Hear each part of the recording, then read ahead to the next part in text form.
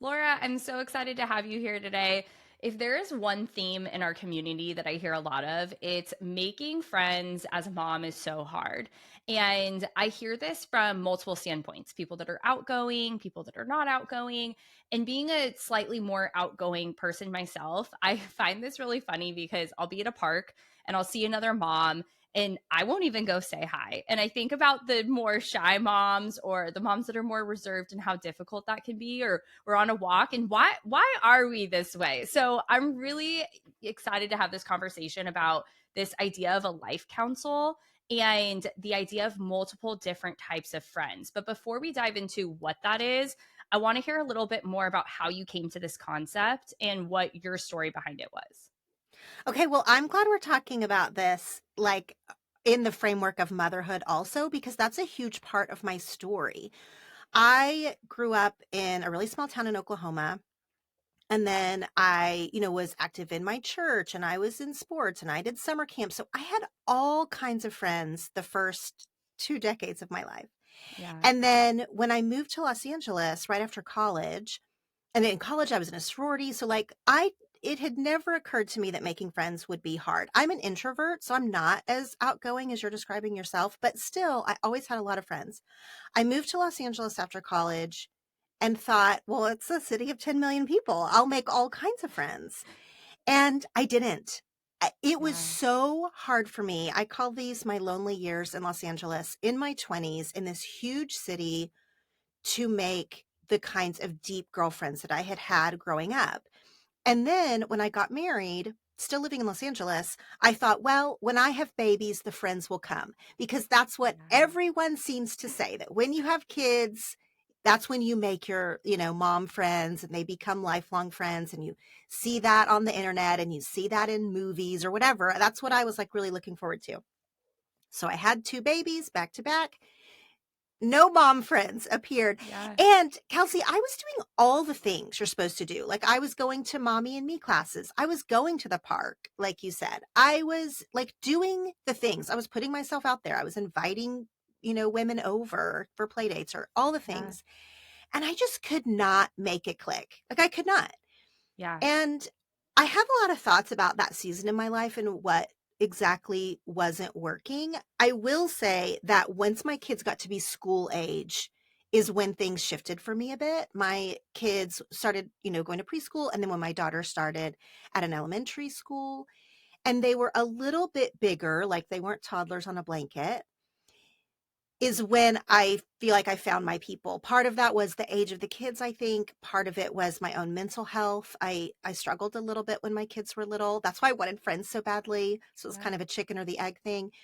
But then once you were in elementary school, they were a little bit more independent. And also the elementary school that they went to, I think, provided a community sort of structure. Like there were built in social things for the parents.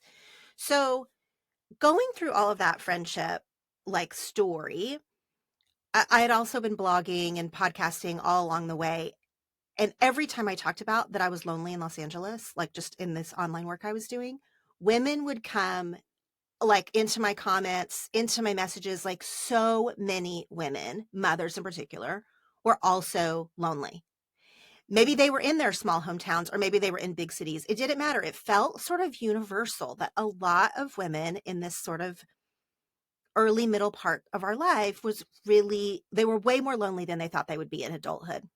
Yeah. And so then I started talking more about friendship in general and the life council idea, which the idea of that is to excuse me, the life council idea, which is sort of like having a board of directors that you would have for a company, but instead you're having a life council for your life. So if you had a board of directors for your company, then you would have like somebody who was really good at accounting and somebody who was really creative and someone who had a background in HR. Like you would have these different strengths, right, to like make your Yeah. company strong.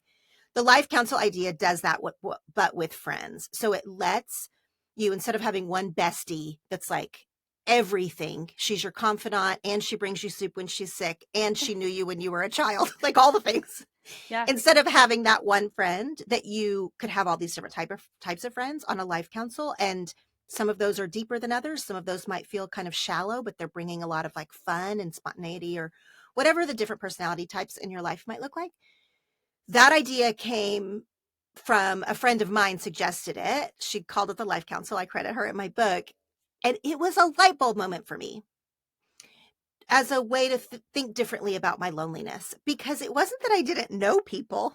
Like, I think we all know people, or we Yeah. have these different types of friends, but we feel like it's a little bit lacking because the mom we meet at the park, she's like not exactly our perfect friend for whatever reason. Or, our old friend that we know from childhood that we have a deep connection with, but we've kind of grown apart.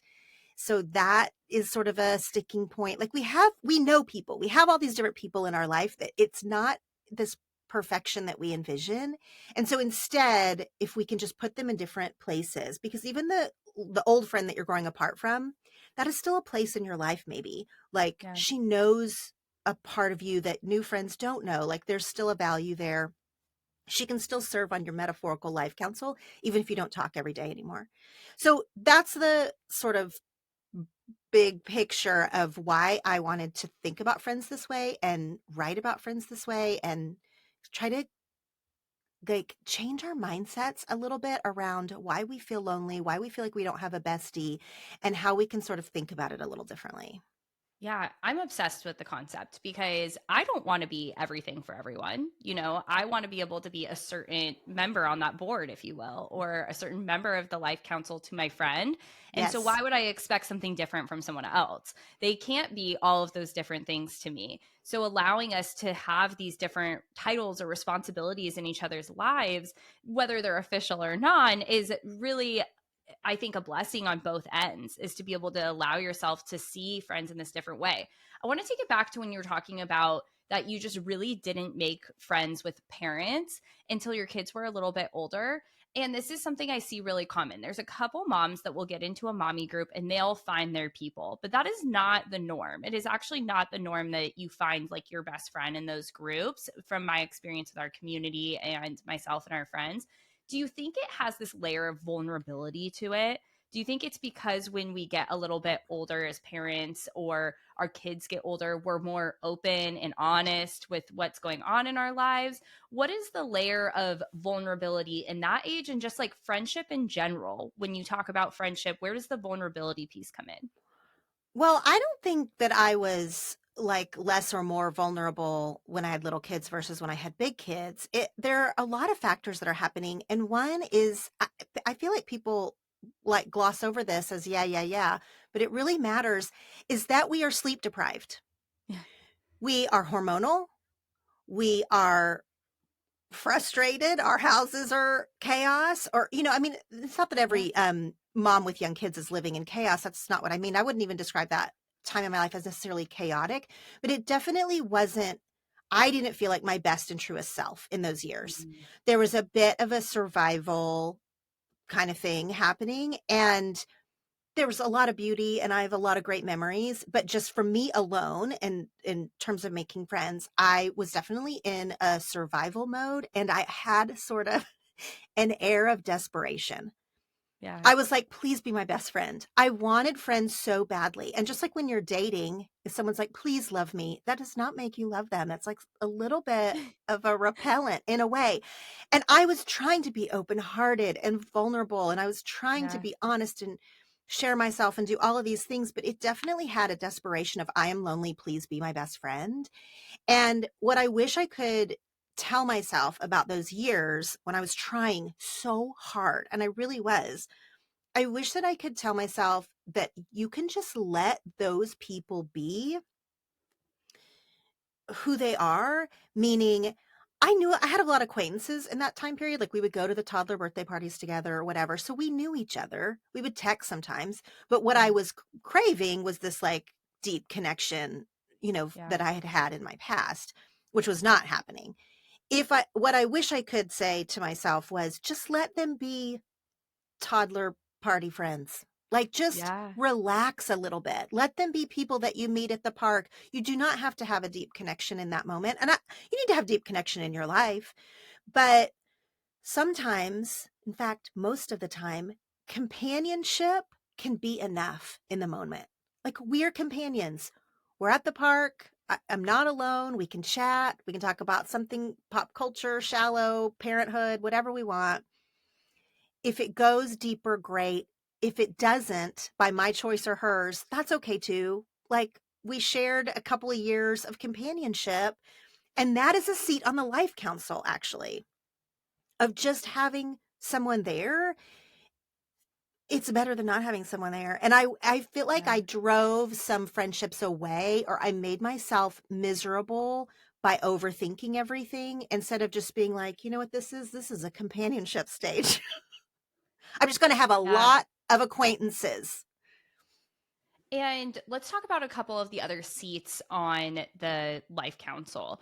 What would you say is, if someone's listening to this and I saw this in some of your community as well, if they feel like they have no friends right now, 10 feels like a lot to say, okay, you're going to bring in your 10 friends that are going to support your life. And they're like, I can't even find one. I haven't been able to find one for years.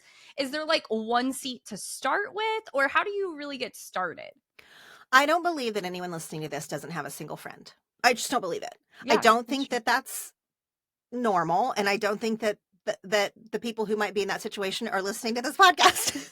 Like, I They're think, not. But you know how we can feel that way sometimes, right? oh Like you can yeah. feel you're alone. It's not true, like you said. There's all these other people in your life, but if you're feeling that way, then maybe the better question is, how do you evaluate your current association to place them into this life council and be aware of what you currently have? Okay, so I always give this assignment to people who are coming across the concept for the first time, or are nervous that the subtitle of the book is 10 Friends Every Woman Needs. So first of all, you're probably not going to have all 10 friends on your life council at once. You know, this is a moving parts kind of Yeah. scenario. I want people to take a week, just 1 week, and they are going to look at their existing landscape pretty much everywhere they go. You are going to notice who is actually in your life. It doesn't matter if you would title them as friend or not. I want you to just notice the actual literal people in your life, like the acquaintances, neighbors, other moms at the park, like we said, um, people if you work, like people at the workplace, the person you see at Starbucks every single day, the person who's also at the Saturday morning yoga class that you are, even if you wouldn't call them friends, they might just be people you say hi to or, recognize. Look at your immediate landscape to see all the people who are around you and that can fit these different seats that I write about on the Life Council. There's a few deep seats on the Life Council that you can't create like this. Like, you can't create an old friend out of a, 1 minute interaction, but there are friends on there that are, there's a fellow obsessive on the Life Council. So this is just someone who is equally obsessed with the same thing that you are obsessed with. So maybe that's The Bachelor. Maybe that's the yoga class. Maybe that's your kids. Maybe you have friends who don't have kids yet. They do not want to talk about kids all the time. So you have a mom friend who wants to obsess over every little kid milestone. Great. A fellow obsessive friend, if that's all you share in common and that's kind of all you talk about, is that shared obsession, is a fun friend to have because they're like filling a need for you and you for them. There's a new friend on the Life Council. There's a battle buddy. This is really can be specific to, mothers in the trenches of having little kids, whatever those struggles are for you, if it's just multiple children or if your kid, has an issue or you have an issue or there's family stuff going on. We all have our own battles every single day. So a battle buddy is someone who has probably a similar battle that you're walking through together, even if that Mm, battle is just these early years of motherhood. A battle buddy can be your friend during that battle, but it might not be someone who like is going to be at your, 50th birthday party in the future. Like, that's a battle buddy. So yeah. there are several seats on the Life Council that can be occupied by people you probably already know. Yeah. There's absolutely no directive in this book or in this concept for you to go find and make 10 new friends. I mean, what a task that would be. I can't even imagine. That's not what this is about. This is about looking at your existing life and seeing who is already there, and then also maybe seeing who isn't there but that you wish would be there. If you don't Hmm. have a fellow obsessive friend but you're like, that would be fun actually, then maybe keep your eyes out for that type of person That a fellow obsessive, as an example, could be someone that you also find online. An Hmm. online friend fits a few of these seats really well. And in my lonely years in Los Angeles, the thing that got me through was online friends. I was blogging at the time. This was over a decade ago. And so I was on the internet all day, every day. And so were some of these other women. And we became like lifeboats for each other. And that was Yeah. a fully on the screen relationship.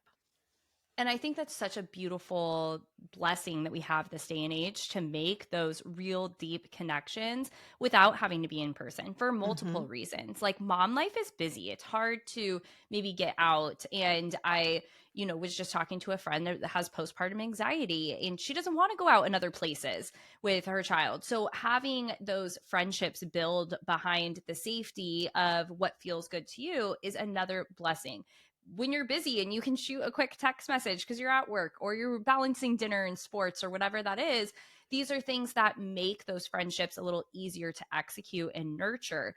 Are there any friendships or any seats on this council that truly need to be like face to face friendships, or can really everything be what fits your life? No, I think they can all be sort of what fits your life. I mean, there are some that I feel like would really benefit from being a face to face friendship. For example, one of them is the password protector.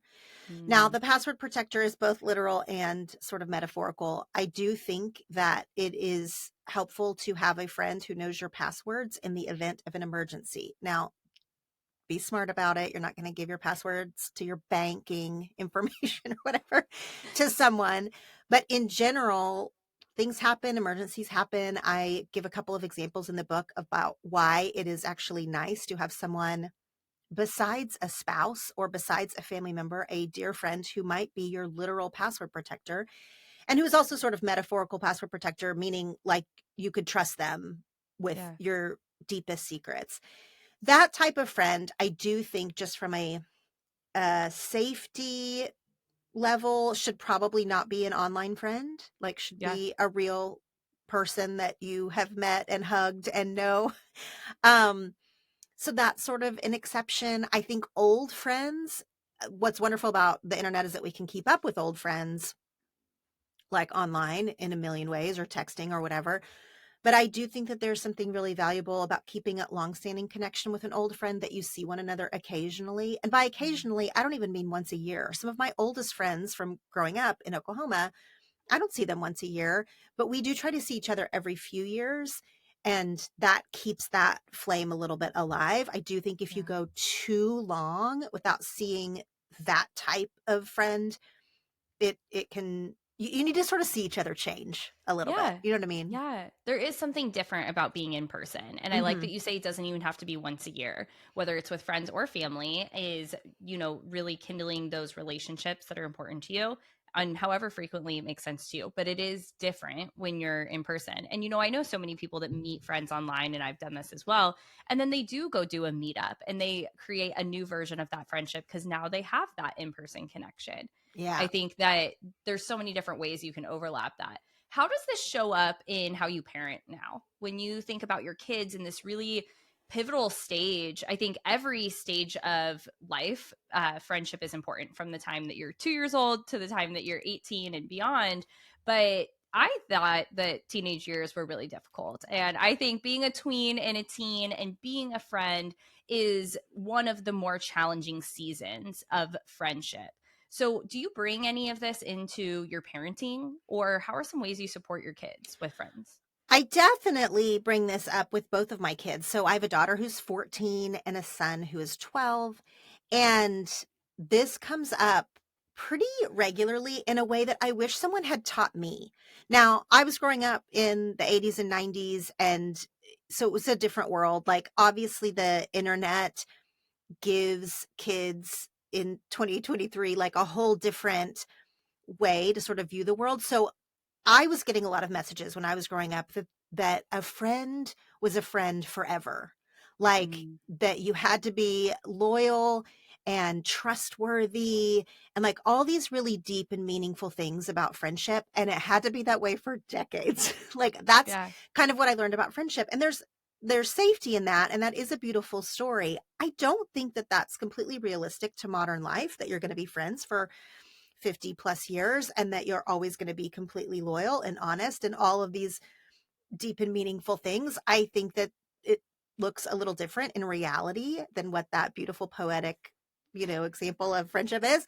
And so with my daughter, especially because she's a little bit older and because I think girl friendships are different than boy friendships and that they can get more complicated and there Yeah. can be like drama or hurt feelings.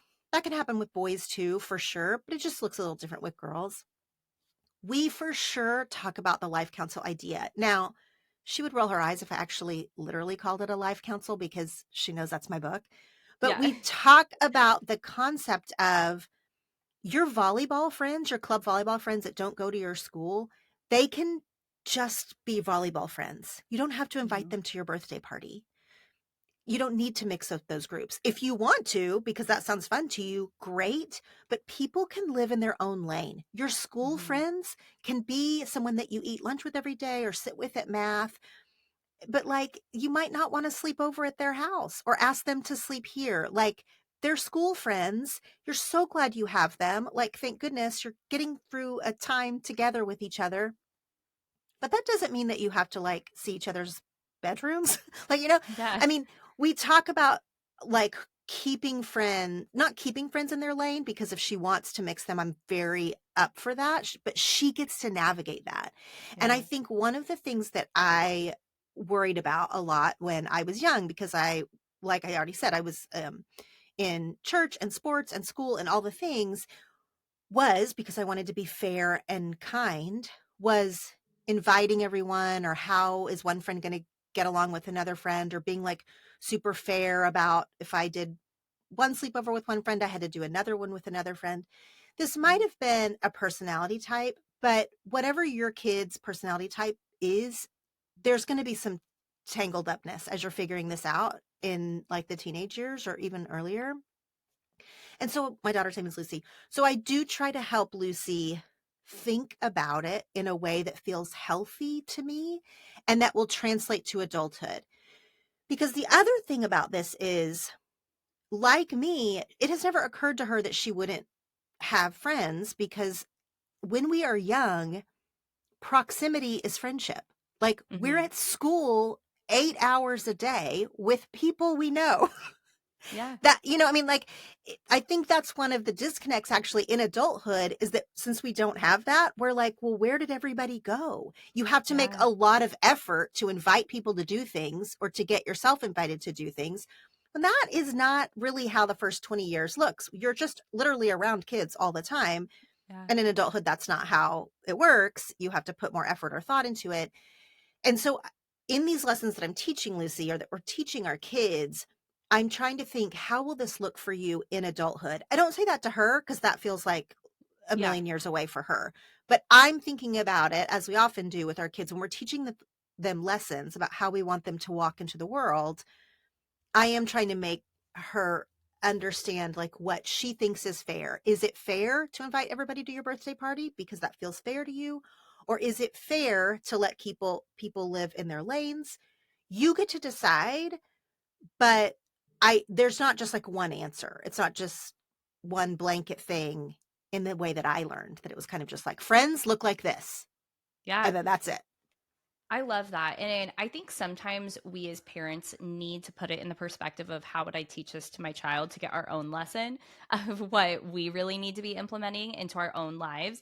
And I know it wasn't until after I became a parent that I practiced some of those same things. Of I realized we were saying yes to everything, which meant that we weren't going deep or having the quality connections and friendships that we were really hoping to value, because what felt fair was saying yes and making sure that we were inviting all these different people to all these different places.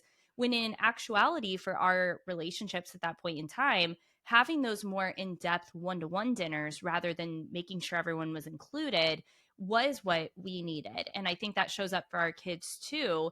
What are some of the red flags that we can pull up to see when maybe a friendship is no longer healthy, or that we're not honoring the friendships to the best of our ability? I mean, red flags for ourselves. I think that by the time we're adults, a lot of times we already like have an intuition of when someone is being deceptive Mm, or, and not always, I'm not saying we can't be blindsided occasionally, but by the time we get to adulthood, we have lived through those teenage years where we probably were in some kind of friendship betrayal situation. Like you learn those lessons so yeah. that by the time you can look around and really notice, um, if there's something like really wrong. And I don't love Hmm. the word toxic. I think it gets thrown around too much. I don't think that everybody who you don't like is toxic, but when you start to notice like, oh, I feel like this person isn't always telling me the truth, or then that is more than just a red flag. I almost just want to like set that aside. If I think most of us kind of know the difference between that and Yeah. what it seems like you're asking of like, oh, has this friendship sort of run its course? Yeah. And a lot of times it's just noticing what stage you're in. So sometimes in the motherhood game, we are just on autopilot. Again, I'm going back to that survival word of like, we're just like getting through, getting through the stage, getting through the holidays, getting through the toddler years, getting through diapers. Yeah. Again, lots of joy in there, but there's a lot of autopilot. And we are like, it takes a while before we look up and we're like, oh, I don't have a kid in diapers anymore. Or, oh, like we actually can sleep a little on the weekends. Or, oh, we don't even notice that we have moved into the next stage until we're fully there. Hmm. In the same with our friendships, noticing of like, what is this a friendship of a time period? Like this is sort of just a time period, and now we're moving out of that time period, or they are, or we both are. And that's okay to kind of think about that and approach that with like a healthier way instead of feeling like, oh, I have to like collect friends and hold on to all of them forever. To let like the healthiest of friendships fade if they need to by noticing that things are changing and it's okay. You can acknowledge it or you don't have to. It doesn't have to be a big Hmm. sit down dinner about it. It's just life is sort of changing for both of us. And this happens a lot more rapidly like when you have kids and stuff because life feels like it's changing all the time.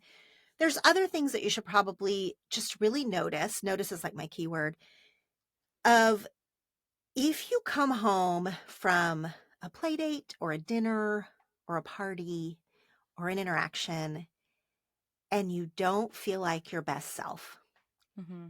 it did not give you energy. It made you feel less confident. Somebody said something, even if it wasn't directed at you, even if they weren't trying to be mean, but it just didn't feel right in your spirit. When you get in the car after those times, notice how you feel. Now, you might be exhausted. It might have been an exhausting day. But notice if you feel like your cup is full or Yeah. if you feel a little diminished in some way. And again, it doesn't even mean the other person was like being mean to you or something. It's more just like, how does this person like energetically make me feel, or this group of people? Yeah. Do I feel like I belong here? Do I want to spend my afternoon this way again? Am I doing it out of obligation? Am I doing it for companionship? And sometimes you might come to the conclusion sitting in your car, yeah, I'm doing this for companionship. These are actually not my people. But you know Hmm. what? You've noticed it. And so then when that time, when that starts to fade, or when you do meet someone else that is a different type of connection, then you're noticing that too. What I just don't want women to do, what I think we so often do, is to just be an autopilot about it all and pleasing Hmm. everybody, like we're people pleasing. It's very well intentioned. We're trying to be fair, like you described. We're trying desperately to feel connected, and we won't acknowledge that we don't actually feel that connected to this person or Yeah. this group or whatever. As long as you're honest about it, this is what I wish for my younger self. If I had just been like, yeah, I don't know, these people don't want to go deep with me, but we're going to the park, we're going to share some goldfish crackers. This is a beautiful day. Like that's going to be Yeah. enough for today. I could have noticed that I was feeling a little desperate. I could have noticed that they didn't want to go deep. It could have just been I could have had a different few years for myself. Yeah. Yeah. And as someone that loves those in depth relationships and friendships, there are certain times where, like, I can't do that either, you know? And you need those other people to the point of the life council, for those moments that you're like, you know what, I've gone deep with a lot of friends lately. I need to just, stare at the slide while my kids go down it in silence with each other. Like, I don't need to have a big conversation today. And being able to have both of those friends, I think, is really important. But I think this all comes back to really knowing yourself too. Mm, And I think whether it's a friendship or a relationship, we so often hear and know that we can't have a good version of that if we're not loving ourselves, right? We can't yes. be loved and supported by anyone if we're not doing that for ourselves. So, what are some of the things that you see with the women you support and in your community and that come into your life through this book and your podcast that they need to take that step first, because they can't get their life counsel if they can't be like the leader of the council, right?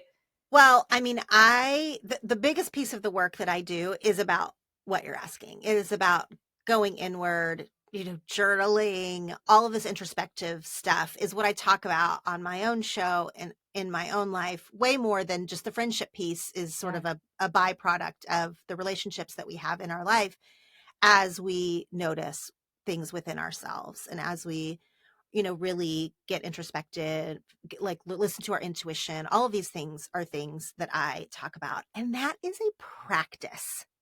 Hmm. I think that most of us, even those of us like myself, I have a tendency towards listening to my intuition and journaling and all of that stuff. Like that's sort of my wheelhouse. And even I can get just all wonky. I can have a weird month, a weird year, a whole weird season where I might be journaling, but like I said, I'm on autopilot or I'm not really listening to my intuition because I don't really like what it's saying. And I just need to get through this time.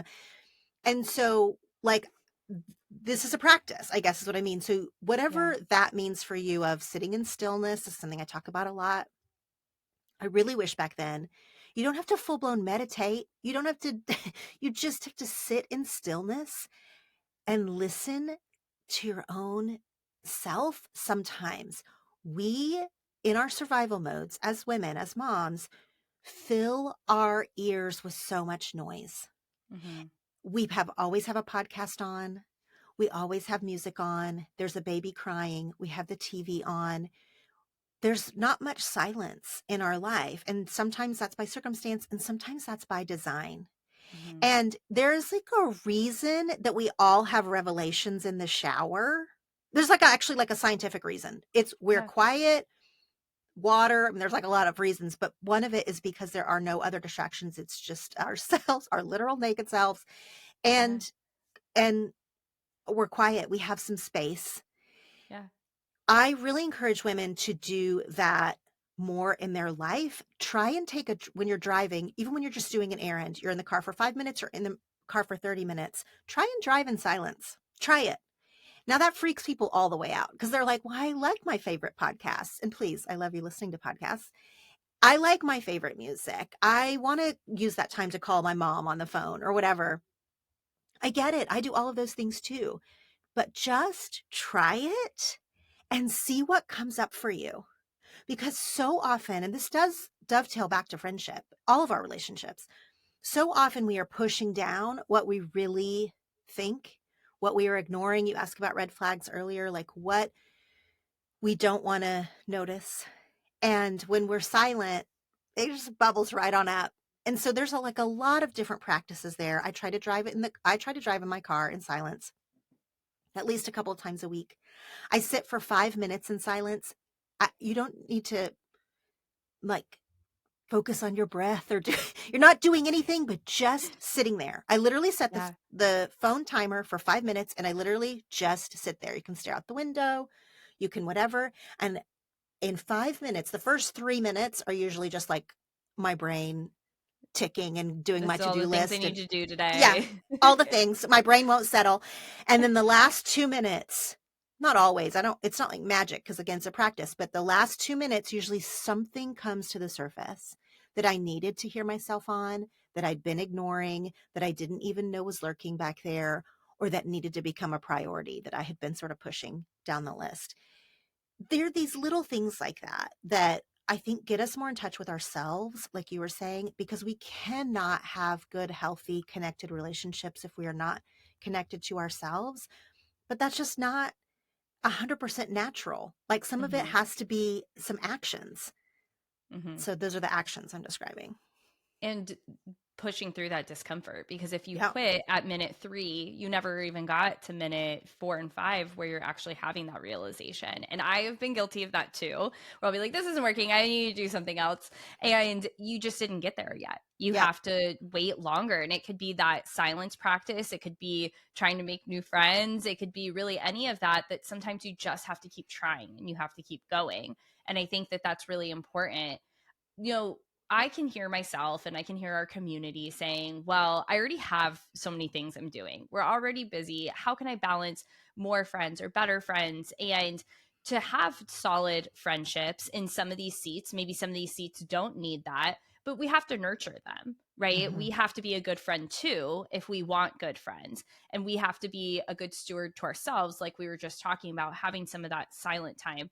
What are some ways that you actually make this happen for yourself alongside being a business owner, being a mom, all the other things that you need to do in life? Having that 5-minute practice is one of those things. Is there anything else that you implement on a regular basis? Journaling, I know, is one. I'd love for you to talk about your journaling community. What are some other ways that you bring this into your life? Well, in the book, I write about 5 friendship philosophies, which they're my philosophies that I hope readers take something from. But I really encourage people to sort of come up with their own friendship philosophies when Hmm. they're reading them, and it kind of gets their wheels turning. But one of my most important friendship philosophies is called friendship is a to do. Mm. And I hate this one. I hate that this is one of my friendship philosophies because we don't need more to do. We don't need more guilt or obligation on our plate.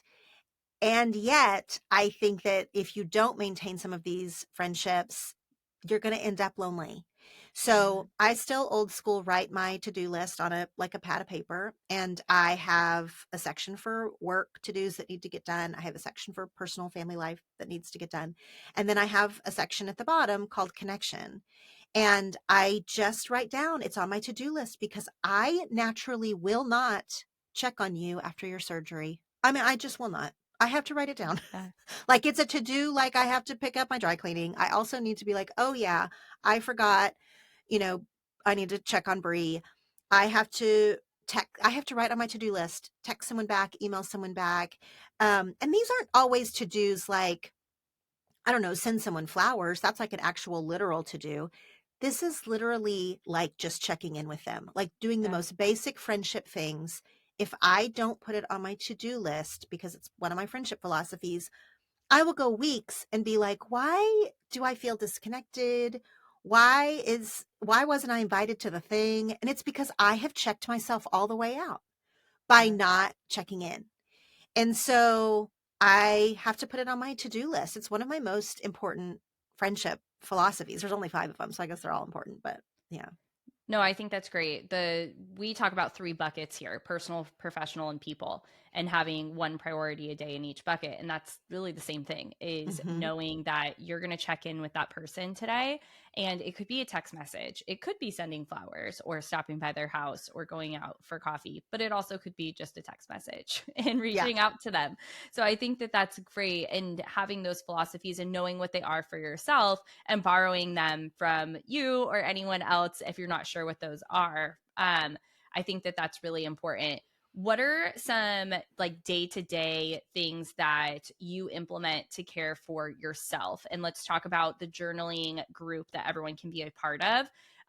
Because checking in with a friend, great. Getting our work or our goals, tasks done, our business, whatever it is, great. But 5 minutes to ourselves, journaling, we probably need more than one thing for us because that is what needs to come first. So, being a mom of tweens and really stepping into that season of lots of activities, I'm sure, being really busy. And then also, from my standpoint of having little humans that need me to function on a Mm. moment by moment basis, what are some of the ways that we can implement some of this for when we can't be quiet? So, let's talk about the journaling. We have the 5 minute for silence, but when you can't get away and you can't be quiet, is there anything else that you can implement to really help yourself be clear on what you need in this season? Well, I mean, to me, all of these are like tools in my tool belt. I Yeah. don't like sit in silence and journal and do connect with someone every single day. Like I don't do all of those things every single day. We don't have time or like the space. I try to Perfect. do a lot of those things throughout the week, sprinkled throughout the week, like sitting in silence. The journaling is a really big piece for me because that is how I reconnect with myself. And sometimes I don't even know how I feel about a situation until I like see it on the page. But I have trained myself to do that. Yeah. What I hesitate always is to tell people like, oh, you should just start journaling. And then they think that there's going to be like some magic thing that's going to happen the first time they put pen to paper. And that's not true. I mean, that's not really how Yeah. journaling works. I have trained myself because it is a practice to do it. The second part of your question, I think, for me, it makes a huge difference in my life, in my spiritual life, in the way that I'm a mom and a wife and a creator, is to feel connected to someone else. Hmm. When I feel the most wonky, it's because I haven't had a good, dinner with a friend, even a phone conversation with a friend, even a like solid text exchange can fill your Adult cup. connection. It's all connection. Yeah. The internet friends that I mentioned earlier, the online friends that I met in my lonely years, like we originally started in a Facebook group. And I could go to that, and I have other Facebook groups in my life now these days. I can go to Facebook groups and sometimes it can be poo-pooed as like a hit of dopamine, but that is not all it is. You can feel Yeah. a little more connected to your community or to like-minded people online. And so going into that group and like just reading some of the threads, sharing your own advice, participating in some Yeah. way, along with, seeing friends or calling a friend or whatever, just feeling connected. When I Yeah. start to feel like I'm getting down on myself as a parent, I'm picking fights with my husband, I'm, like nitpicking my body or whatever, like all the things where we can kind of get in our heads, it usually means I'm not connected Hmm. in some way. Because when you come out of a great Facebook group or you come out of a great girls dinner or whatever, and you feel like, okay, I remember who I am. I remember like why I like this community or this group of people, and I feel more like myself. This is what I'm always pointing women back to, is to get closer to who they really are. Because Yeah. there are so many ways that the world takes us away from who we really are. And it's not just the world. It's not always like the big bad world. Sometimes it's our hormones. Sometimes it's our lack of sleep. Sometimes it's a busy season where we get away from where we are. I'm always trying to center us back to remember who we are, and it takes all of these practices that we're talking about, and one at a time. Don't feel like, oh, now I have to journal and sit in silence and drive in silence and join a Facebook group. It's not like all the things. It's that we have all these little things and noticing them from what they are. Some of us might be like, well, I mean, I like that Facebook group, but I've never really thought of it as something that's filling my cup. Well, next time that you're in there, notice like, actually, every time I come in here, I do really like the vibe in this online group, or I do really like the women in my book club or whatever. And it's not all autopilot. We're noticing, noticing, noticing. Yeah. And I think it comes back to when you said, think about how you feel when you get home from that play date or that meetup. The same thing when you get off your phone. Do you feel lit up from that Facebook Yes. group, or are you looking for just companionship and you're scrolling, or is it a toxic group? Because I think it could be any of the three, where you could be in a group that is not bringing you positivity and you need to get off. You could be in a group where you're just scrolling and zoning out. And sometimes that's okay. That's your kind of zone out play date that you had. And then you have your other group where you're like, yes, the conversation in here is so good. I feel so good leaving it. And that can happen exactly in person or that way. And just being aware once you set your phone down and you walk away or you get home from that event, how are you feeling? And are you wanting more of it, less of it? Or is it just kind of a thing that's going to exist? Yes. Yes. I love that. So Journaling, I agree, is such a practice. It can be really difficult. I remember when I first started journaling, I read something that said, literally write on the paper, I don't know what to write, and just Yes. keep writing that until it comes up. So I want you to talk a little bit about how people can get into your world more. And by the time this airs, you'll be gearing up for your journaling for grownups, which seems like an amazing place for people to start. So how can people get enrolled in that and join with you? Okay, so I am launching my second annual Journaling for Grownups class. It launches in January and you can sign up for it in December. And it's just a 2-week class that teaches you 4 ways to journal. So we think of journaling as being one thing, either just like, dear diary, this is how I feel today. I mean, like, we have all these feelings about, again, like we talked about with friendships, what we think journaling has to be. And I have 4 different ways that anybody can journal. You can try out the different ways. You can use all 4 of them, or you can just be like, oh no, this is my way and I'm going to stick to it. That really helps you have journaling as a process for personal growth, for documentation. But then I also preach that you can throw away your journals. There is no journal police, especially if you're writing something sensitive. So we talk about all these different aspects of journaling as a grown up, and that it is not whatever you thought, teenage girls are journaling. That's not what it looks like when we're grown ups. It can be so helpful. If you're not ready for the class or you're already an advanced journaler, I do journaling parties on Instagram pretty regularly, and I'll be doing end of the year parties if you want to join in. They're free. I do them on Instagram Live at Laura.Tremaine is my handle. And they're called journal parties, but basically I lead us through a few journal prompts and we do them all together, and then like in silence, and then afterwards like we sort of talk through how it made us feel or if anything came up for us. It's so fun, and guided journaling like that, what guided anything, I guess, it sort of forces you to do it. So like Yeah. everyone has the greatest of intentions, like I want to do end of the year journaling, but then we don't actually end up sitting down and doing it. If you come to my live and then they save, if you're not able to be there live, you can watch them back. To do guided journaling with someone, it really just sort of forces you to do it, and it is awesome. So that's free. That's on my Instagram. And then if you want to join the class where we also do a lot of guided journaling, it's just 2 weeks long. I would love to have you. You can go to journalingforgrownups.com. Amazing. And we'll link all that below. I have two more questions left for you. But before we get to that, let's talk a little bit about your Secret Stuff membership community and your book club and a couple of the other ways that people can tap into your world. Okay, so my secret stuff is in book club. It's all the same thing. So that's my Patreon community.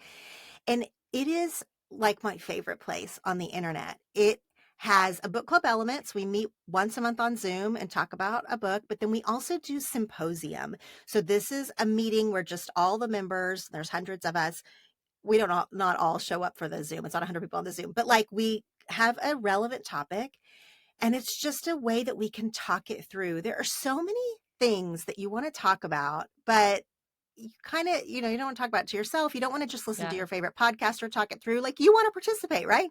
So we have symposium once a month. So every month in Secret Stuff, we have a symposium Zoom meeting, a book club Zoom meeting. And then I also do personal episodes. I share stuff there because it's just a lot more intimate and unpolished than I do on my wider podcast and on social and stuff. It's just sort of a much smaller, amazing community. This year we had an in-person gathering called Secret Summit, a weekend where we all got together. It's just a So really fun. amazing group of women. Awesome. Okay, so we talked a lot about like nurturing your current association and finding where those people can fit in your council and knowing that it is sometimes a to do and that you probably have these people in your life. But what about for the person that's really craving this connection that doesn't exist yet and they need to put themselves out there to find these new friends and new people? And especially in this space where these women are going through their goals, they're really feeling ambitious in this season and they want to kind of create a new version of themselves. What Mm. is a piece of advice that you would give to that woman or that you've experienced yourself to kind of find your new network because this version of you hasn't existed before? Okay, I love this because I love a new version of ourselves. Like that's such a good theme. As you are moving towards the newest version of yourselves, you are going to have to put yourself out there over and over again. Even if you're Mm-hmm. sticking with your old version of yourself, you are going to have to put yourself out there. a huge piece of advice that I give to women in the book and that we talk about is to hold it all loosely. So this is where I think women get tripped up. They put themselves out there, they invite someone to get coffee, and then they like wait like it's, they're friendship dating for friendship marriage. Like it's the same thing where they're like, okay, if this person doesn't write me back or if she declines, it's personal. Yeah. I really want women to cast a wide net and hold it all loosely. Assume it's not personal. Assume like some's going to work and some's not. It might have something to do with me. It might not. What we do as women is we grip everything so tightly. And actually, that's a good instinct that we have. We want to hold on to our loved ones. We want to hold on to things that are good. This is all a really positive part of our heart, but it breaks our hearts over and Hmm. over again when we grip everything so tightly. And that especially when you're moving into a new phase where you're trying to become a newer version of yourself, and you're trying to, get closer to who you want to be, you have to hold some things loosely or you're going to Hmm. strangle it to death. I have done this in my own life, especially in my work life, where I held everything so tightly. I was so invested in it and I cared so much about it, which are good things. I killed it because Yep. I just struggled all the life out of it. I just Hmm. strangled it. And this could happen in our relationships too.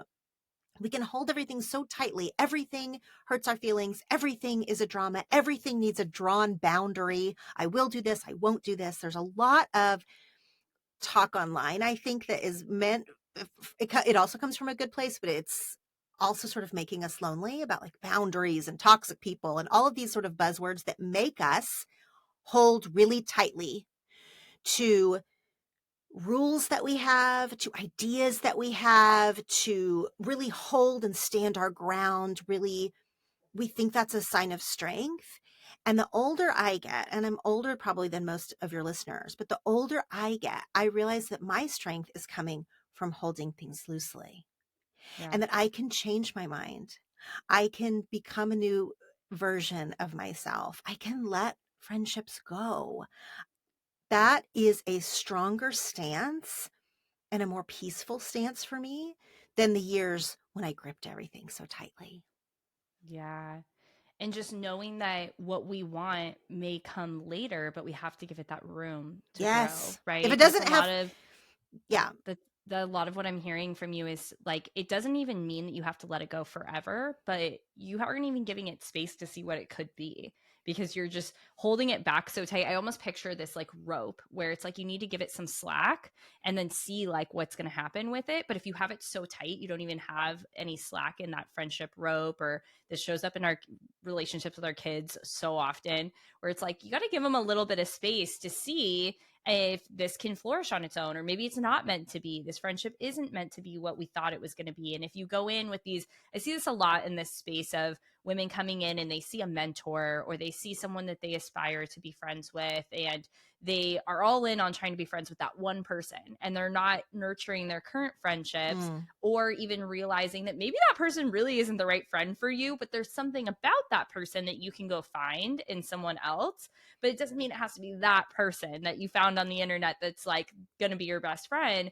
But if that person doesn't respond the way you want it to, then give it a little slack and see. Maybe it needs time to grow that friendship, but don't strangle it like you're saying, because that person's going to be like coming back to the desperation of like, okay, I hear you, but I don't even know you. I just yeah. found you on the internet. So I absolutely love that. Final question for you. You've accomplished some great things. You have so many moving parts in your life right now, but in this community, we're big advocates for always wanting to be the best versions of ourselves and be excited about the present as well as where we're going. So, what is something that you're currently nurturing or working towards that you're really excited about that is a current goal in your life? Well, I just released a book this year, so I feel like I'm sort of recovering from a launch, which is a huge, Yeah. big thing to do. But one of the things that I'm working on, and it's not as tangible of a goal, and I love tangible goals, and I set them in my work and in my personal life, because I think someone once said to me, I guess this is a common saying, but like, you can't measure what you don't track. Like you can't Yep. see if it if it grew or if it had progress, if you haven't sort of tracked its progress along the way. So I do have those types of tangible goals. But for me in 2024, what I am really looking forward for, my word of the year for next year is expanse, Ooh, expansive. And that doesn't mean like growth. I feel like that can be misconstrued. It's more like I am trying to just like I said, holding everything a little loosely, I am trying to not pigeonhole myself into yeah. what I'm doing for a career. So I've made a lot of pivots in my career. I've been a writer, I've been a podcaster, all of these things. So I have made some successful pivots, but we all have like a certain idea of ourselves that it's an identity piece, I guess, that it's really Yeah. hard to let go of. And I can feel this year that I am shedding some old parts of my identity that Mm, have long needed to go, but it's hard to let go of pieces of your past, especially things that were good, you know, yeah. to be able to be like, okay, but in order to move forward, I have to set those things down. And so in 2024, that is one of the things. I might not exactly answer your question, but like No, it's not that's a great. tangible goal so much as it is a goal of actually expanding and letting some of those things go. And I didn't, of course, plan this, but it goes back to what we were talking about of everything needs space to breathe. Hmm. Everything in our life needs space to breathe, even especially ourselves. Yeah. And I haven't been moving forward out of sentimentality and nostalgia and some things. And I'm like ready in 2024 to move forward. I feel like expand a little. That's so good. And we're here for tangible and non tangible goals, but sometimes something that feels untangible in the moment is actually tangible in the future because Mm, we can look back and we can see, okay, in the moment, I didn't really know what that meant. But now, a year or two from now, you may look back and be like, well, that's what I had to let go grip of. And that's what it meant to be expansive. And now I can see what I am measuring and tracking from the last 2 years. But in that moment, it was more of a feeling. And yeah. so I think we do ourselves a disservice when we think everything has to be measurable from the get go, because we might not even know what type of metric system we need to use to be able to track that. So I'm so Oh, excited for you, Laura. I love that you said that. Can I just say really quickly, Yeah. my word of the year for 2023 was focus. I was Hmm. launching a book. I was relaunching a podcast that I put on hiatus to write the book. Like I had a lot of work goals that were very tangible, like you're saying, like they were very tangible. And I felt like I had been kind of all over the place the year before. And so I wanted 2023 to be a year of focus, which it was. And I hit some goals, I didn't hit others, but I was measuring everything sort of in the way, like you're saying. So it's interesting then that I get towards the end of the year and I'm like, okay, like I lived like that for a year. And now I'm ready for this more intangible, like sort of expansive, at the moment not exactly measurable, but it feels right. And I Yeah. love what you just said because sometimes it is this rhythm of tangible and intangible and we kind of have to go back and forth. If you live your life for a decade only measuring everything, like how exhausting would that be? Yeah. If you live your life for a decade not measuring anything, you might not make any progress. So like there is a rhythm to it and Yeah. I feel that right now. I am so excited. I can't wait to have you back when we can see, okay, do we know what we were measuring at this point? What did we expand into without having that clear sight of this is what I'm expanding into? Just Yeah. knowing that some things have to be released and see what comes next to give space. Yes. So, thank you so much for being here, Laura. It's just such a great conversation. We will link all of your book club, and your community, as well as your Instagram below. But everyone, please go send Laura a message on Instagram at Laura.Tremaine and tell her one of your takeaways from this episode because I know there were so many. So thank you so Yes. much, Laura. Thank you.